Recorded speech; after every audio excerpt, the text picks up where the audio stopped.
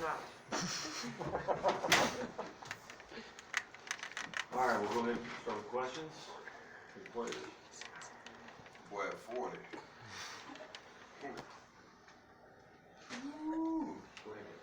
Hey Kofi, when you see some bigs that Wisconsin has that they don't have quite the muscle, do you start licking your chops going into a game like tonight? I started licking my chops. Nah, I always say I lick my chops, man. My coach emphasized like how physical I should be in the games. In certain games, certain games that they know I can take advantage. So I'm just prepared and ready for that. I don't really think I lick my chops. I think I can score most of the bigs in the Big Ten, if not every. So I don't really get excited. Wow. Wisconsin has this reputation for not fouling. You drew 10 fouls tonight. Would you talk about them collapsing and what it was like to play against two defenders? I experienced it a lot, especially in the last 2 years here. It's just about knowing how to deal with it right now. Having patience and not rushing my shots. Just looking for these guys. Jake's a great cutter. He gets open whenever he sees that happen or whenever his guy double off him. So it's just about reading the defense, being composed and not rushing and turning the ball over. Monte, I know you were guarding Johnny a lot. What kind of went into your approach guarding him, and how did you have the success you did defensively against him? Just making them make tough shots, making everything contested, really just making it hard for them. Just going with the flow like that.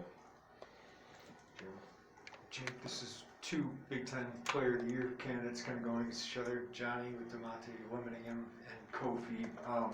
What do you think Kofi showed tonight? Those kind of accolades. I think Kofi showed who Kofi is. Every time he catches the ball, I expect something good to happen. I throw the ball to him a lot, and I read the defenses a lot, and they picked up poison and went with Kofi. Love playing with Kofi. It's all love. In the back, way back. Kofi, I know Curbelo only played 11 minutes, I believe, but what impact does he make? I mean, he was getting you the ball, and when he's in the game, you're going to get the ball. So what kind of impact does Curbelo make when he's out there for you? He gives us that composure, being the floor general that he is.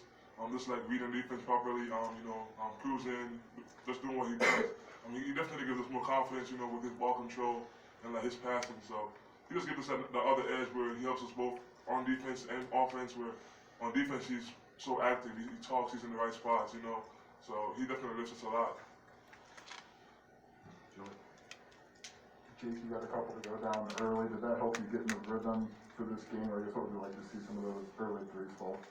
It definitely feels good to see it go in. I feel like I've been in a little shooting slump. That doesn't really matter. We've been winning games. Coming to the game, I just decided I was out of my slump from here on out. So,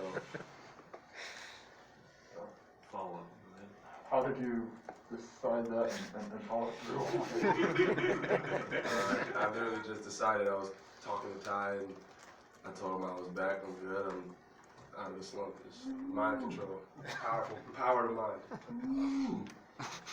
Kofi, after struggling early in the year against Arizona and maybe not playing as well as you wanted to against Purdue, and then not literally being able to play against Michigan State, to come out and play the way you did against the Wisconsin team, what's that mean to you? I wouldn't call it a struggle, personally. I just think those guys played a really good game. They had a really good execution defensively with just guarding me. I think I don't remember what I had against Arizona. I think I had a decent game. I don't think I had a horrible game.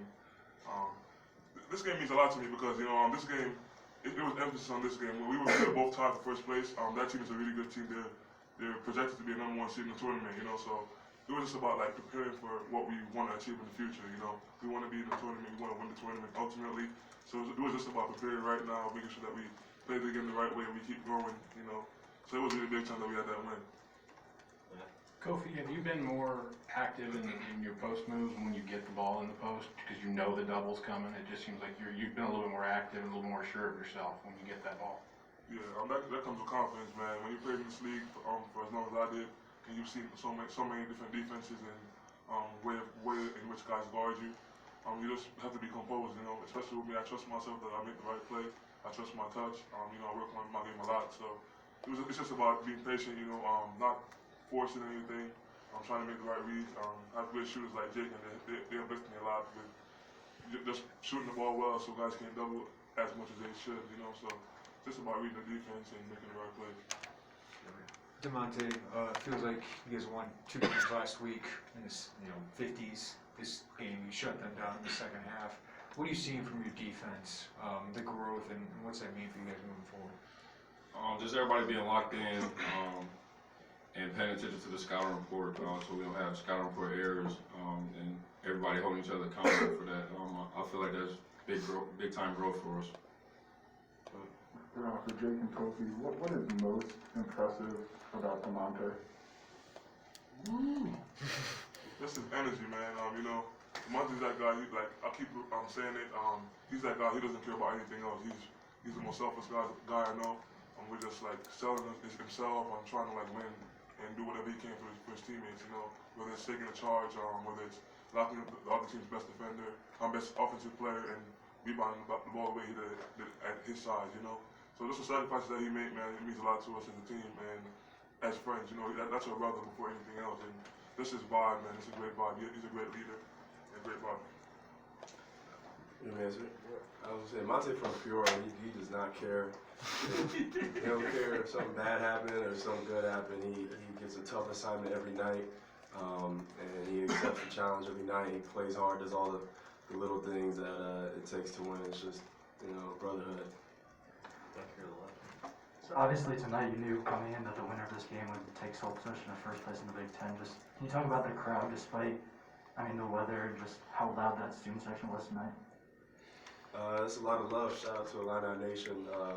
Saw on Twitter all the people talking about giving away tickets and people couldn't make it and all that. I think that shows that Illini Nation is really behind us and they believe in us and they brought a lot of energy. I don't know. I couldn't tell how many people it was or how full it was, but it was loud and it was tremendous. Yeah, I could say something to that. Going into that game, myself, I felt like it wasn't going to be as much people as it should because of the snow. And man, when that game started, when I went on the court, when the buzzer sound, I looked in the stands, man. It was incredible, man. They gave me so much energy. The sacrifice that they made to come out here in the snow, it's incredible, man. And we appreciate you, Illini Nation, man. DeMonte, early in the year, there were a few times last year you played a lot of, guarded a lot of fours, bigger guys. As this year's progressed, now you're defending more on the perimeter. How have you adjusted to having to guard more guys like Johnny Davis, for example? Just sticking to the scouting report and taking on the challenge that coach gives me every game. Really just going out there and competing for my brothers so we can get a win. I just got to know, you're from California, I know you've been here 3 years, but how did you learn the fabric of Peoria and how that impacts the market? Because I know Monte, always talking about Peoria.